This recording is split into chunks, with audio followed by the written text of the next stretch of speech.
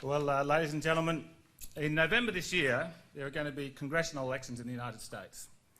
And so 2 days ago, in Oklahoma and in Mississippi, the Republican Party held a contest to decide who their Senate candidates would be in those congressional elections. And in the state of Oklahoma, 250,000 people decided that they wanted to have a say in who their candidate would be. And in Mississippi, it was almost 500,000 people. Now, both Oklahoma and Mississippi have a smaller population than the city of Melbourne. But hundreds of thousands of people woke up 2 days ago and they said, yes, I want to have a say in who my candidate is going to be in the election in November. And I don't believe there's any significant difference in the amount of interest that the average Australian has in politics compared to the average American. Now, when the framers of the Australian Constitution were drafting the Constitution, the document that they took the most inspiration from in terms of our Senate, in terms of its power and how people get elected to the Senate, was the United States Constitution and the United States Senate.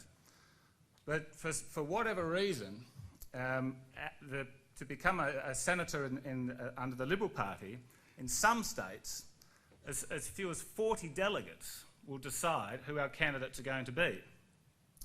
So that's the equivalent of, for every 10,000 people in Mississippi or Oklahoma, we have one delegate. And I believe that in the future, in the not too distant future, people are going to be scratching their heads and thinking, how could we have it so that so few people had such a say on such an important decision? Now, I know that in some states, up to 700 Liberals will vote on who our Senate candidates are going to be. But even when it's 700 people voting, it's still less than 10% of the entire membership of the state, which means that there's still 90% of the Liberal Party members that we say, yes, we want you to donate your money and we want you to donate your time, but we're not interested in your judgment about who are going to be our best senators. So why am I running for federal president?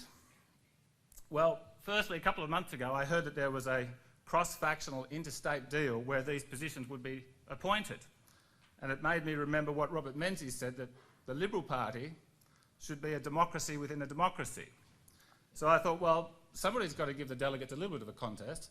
So that's one of the reasons I'm running. But most importantly, I'm running because the single biggest reform that can rejuvenate our party is to give every member of every division a vote on who our Senate ticket is going to be. So from Broome to Bunbury, or Townsville to Toowoomba, or Mildura to Malvern, I'm suggesting that our party moves in the direction of opening up this important process. Now, our President, Mr Stockdale, was correct that in the last few years we have moved to democratise our party. And that has been, on balance, very successful. In fact, there's only 2 state divisions now that haven't introduced lower house plebiscites. But, ladies and gentlemen, a lower house plebiscite, of course it's been a very good thing. It only comes around once every decade or so in most of our seats. So if you happen to meet somebody who's a really enthusiastic Liberal Party supporter in the public and you encourage them to join the party and say, join the party, and you can have a real say in it. And maybe in 15 years you'll get to vote for who your local candidate's going to be. And then 15 years after that you'll get a second vote. But if they have a vote for who their Senate candidates are going to be and who their upper house candidates are going to be, they'll get a vote every year or two on something significant. And ladies and gentlemen, that is what is going to rejuvenate our party more than any other single reform.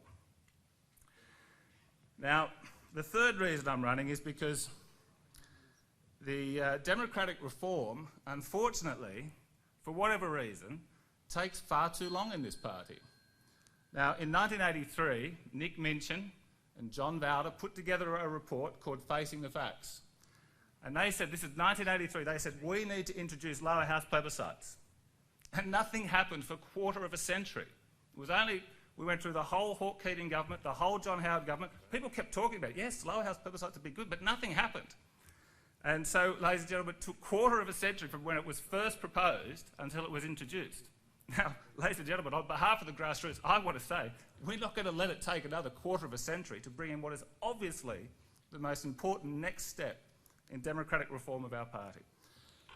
So, ladies and gentlemen, in this contest, you've got a choice as delegates. On the one hand, you've got a bold, visionary plan from someone who's thought sincerely about how to improve our organisation.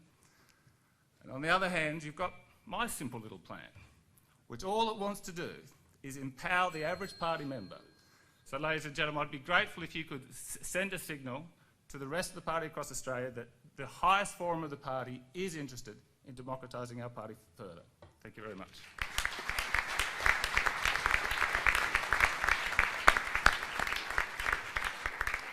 Thanks, John. I now ask that you leave the room and that Richard Alston comes forward to address Council.